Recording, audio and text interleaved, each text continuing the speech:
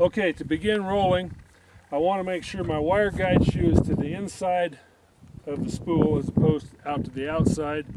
And what that does is it, when the wire first starts pulling and the greatest tension is on it, it puts that pressure on the inside of the spool, and it helps in the release of the spool when we're all done. So I always want to have my wire guide shoe to the inside of the spool. You also want to have a little bit of slack in your wire when you start rolling, like 10 feet or so, because you don't, before it really gets wrapping on here, if you have too much tension on it, it won't grip and pull it. So I always like to have enough slack that the mandrel can go around 3 or 4 times and really grab a hold of that wire so it won't pull off. So I go through the guide shoe, underneath the mandrel, and back around, and I just double an end back on the wire, and then I hook it on one of the mandrels here, and that's enough to get you started rolling.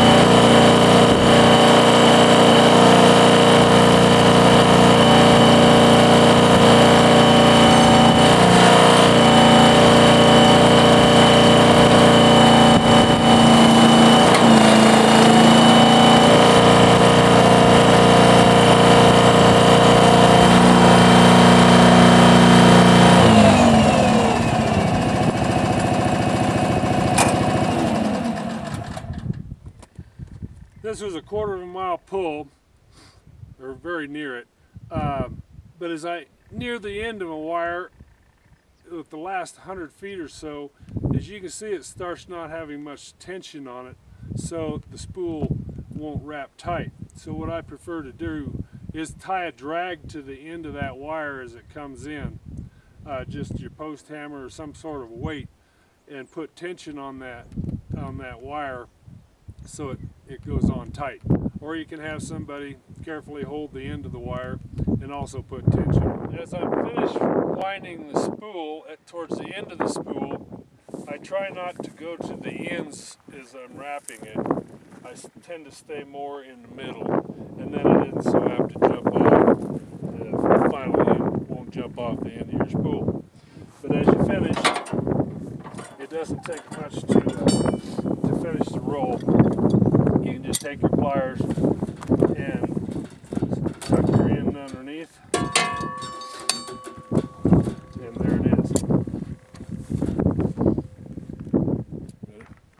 Okay, now if the spool is made, this spool is probably about 100 feet short of a 1/4 mile. As you can see, it easily would fit a 1/4 mile wire on here. Very nice, very even made spool. To remove the spool, you simply remove the eye net from the end.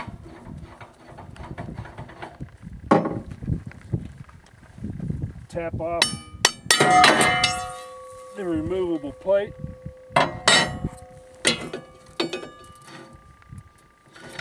And your spool comes right off. As you can see, the center of this spool is square, the same size as a factory spool. Now you can put these over our reusable inserts for using the wire to unspool it, but just for the purpose of storage and hauling, I simply run a wire through the spool and wire it together so it can't come apart until I'm ready to use it.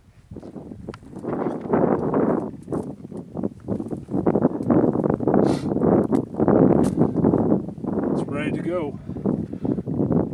These spools are not tapered, so they're exactly square on the inside, so they fit just right over a piece of 4.5 inch or 4-inch box tubing for unrolling again. We're ready to go off and secured.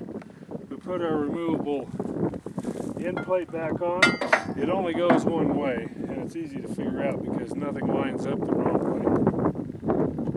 So you simply slip it over, screw these paddles in position,